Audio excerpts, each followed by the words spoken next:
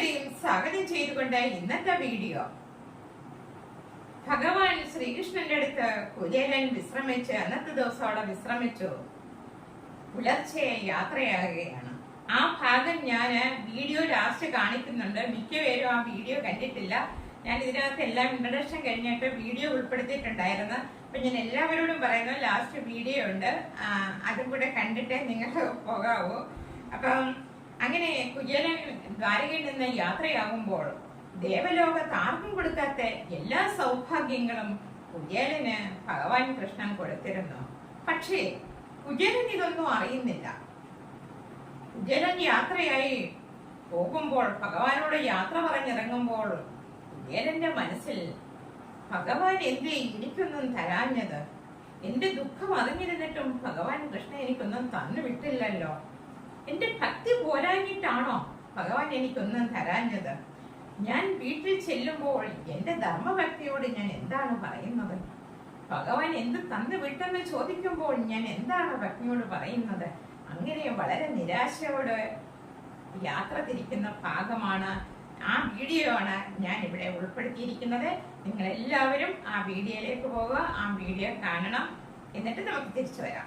Okay, ചിന്തിച്ചു ഏകനാഥന്റെ വൃത്തന്തമതിശയം അന്തണ ഭക്തിമേറ്റം അത്യത്ഭുതം ചന്താമരാറ്റൻ സഭക സമ്മോഹനൻ ഞാനായതറ്റം മരനൻ തപോമയൻ ആനന്ദരൂപനെന്നെ പുനർജിച്ചത് ഓർത്തുകണ്ടേട കേവലം പ്രസാദത്താരത്രയോ സേവിപ്പവർക്ക് സകല ദമ്പത്തുകൾ ദേവാവൃതേ പത്നികരുണയാലേ വരമാഗ്രി ചത്ത നോക്കിക്കൊണ്ടിരിക്കുന്നു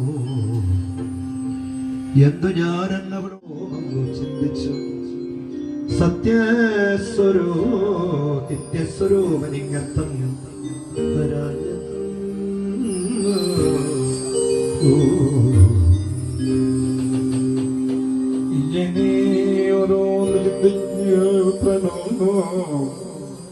ചെന്നതന സന്നിധോ അപ്പോൾ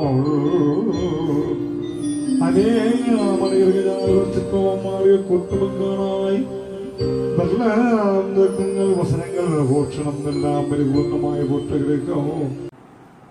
അപ്പോൾ എല്ലാവരും വീഡിയോ കണ്ടു ഇഷ്ടപ്പെട്ടെന്ന് കരുതുന്നു.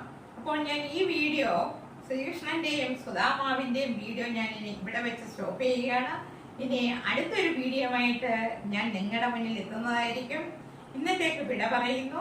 എല്ലാവർക്കും ഇഷ്ടപ്പെട്ടിട്ടുണ്ടെങ്കിൽ സപ്പോർട്ട് ചെയ്യുക. ഇനി പുതിയൊരു വീഡിയോ ആയിട്ട് ഞാൻ നിങ്ങളുടെ മുന്നിലേക്ക് എത്തുന്നതായിരിക്കും. നന്ദി, നമസ്കാരം.